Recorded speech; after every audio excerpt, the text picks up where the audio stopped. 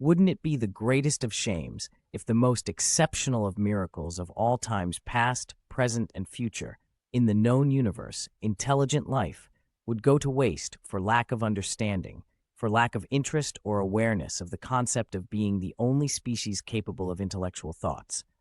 What if we were aware of the fact that the privilege and responsibility of expanding intelligent life across the universe would lay on the shoulders of humanity? I wonder how different our approach to governing, international relationships, science, medicine, culture, religion, war, and life itself would be.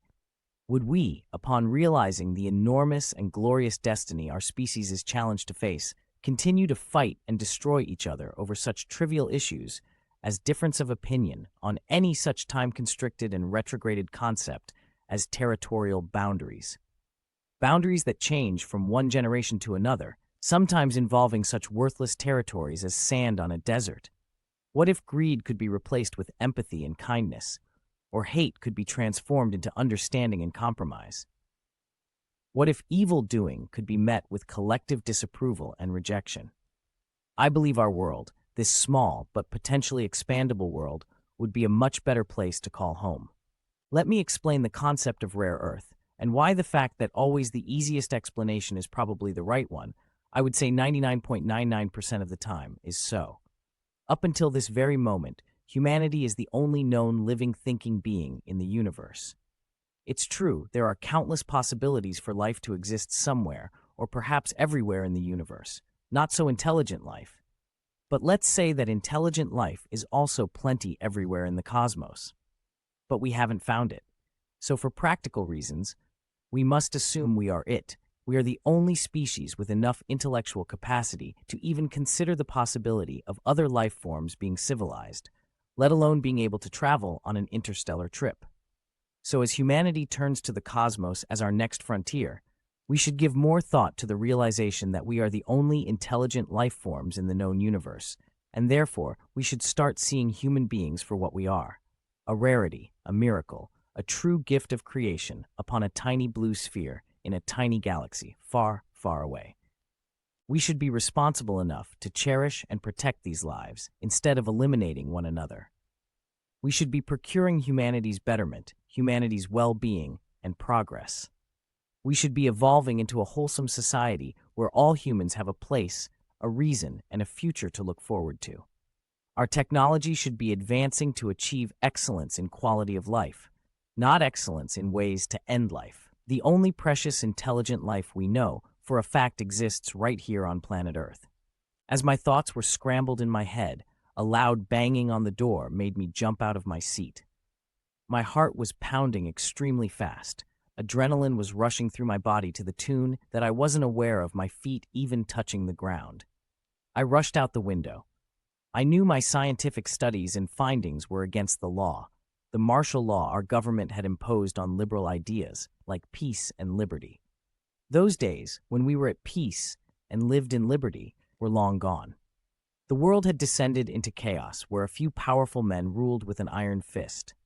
Each superpower was now a super dictatorship, carving and sorting countries at will, enslaving populations, and exponentially increasing human suffering. Technology was now about war and destruction. Food was extremely hard to come by. Rationing had always been a means to control populations in some countries with evil structural parameters, but now it had become the control tool by excellence. There was no more space for dreams of a better world, only survival. I scrambled down the side of the building, moving quickly but carefully. Each sound felt like an alarm in my ears. Every corner felt like it could be the last one I turned. It was then that I saw them, groups of soldiers searching nearby, their flashlights cutting through the dark night. I turned, running faster, finding refuge in the shadows of the dense forest just beyond the camp. The renegades, the few of us who still believed in the mission, were scattered across the mountains.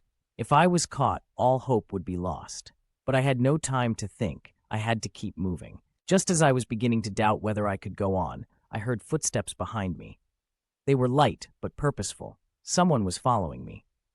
My pulse raced, but I forced myself to stay calm. I couldn't afford to make any noise. The brush around me rustled, and then, there she was, a woman, her face partially obscured by a hood, stepped forward with a quick but quiet motion. She grabbed my arm and whispered urgently, "Come with me, now." I followed her, no questions asked. It wasn't until we reached a small, hidden area in the woods, safe for the moment, that I finally gathered the strength to speak. "How did you find me? Who are you?"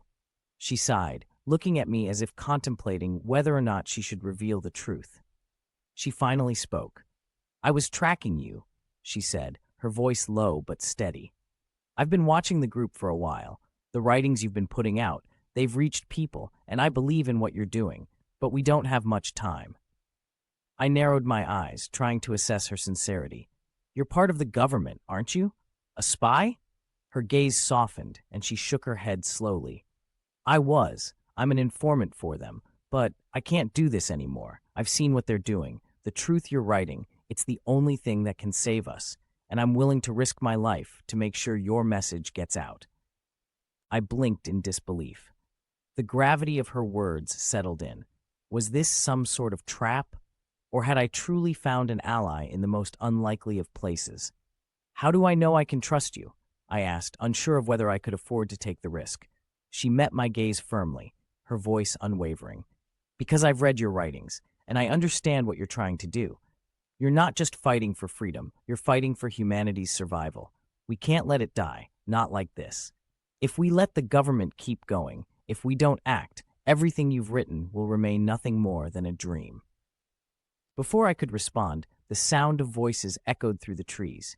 It was the military. They were getting closer. She grabbed my hand, pulling me away from the path, into a thick patch of underbrush where we crouched low to the ground. My heart was pounding again, but not just from fear. There was a burning determination inside me now. "How did you know where I was?" I asked, still breathless from the chase. "I've been following the signals," she said softly. "Your messages have been encrypted in a way that the authorities haven't caught on to yet, but they're starting to. They're looking for you." I pressed her for more. "But why are you really here? Why are you helping me?" She paused, staring ahead as the voices grew louder. Finally, she whispered, "Because I believe in what you've written, what you're fighting for. I've been living in this lie, in this nightmare where power controls everything, but I've seen the truth in your work. The world doesn't have to be this way, and maybe, just maybe, we can do something about it." We lay there in silence, hearts racing, waiting for the search party to pass.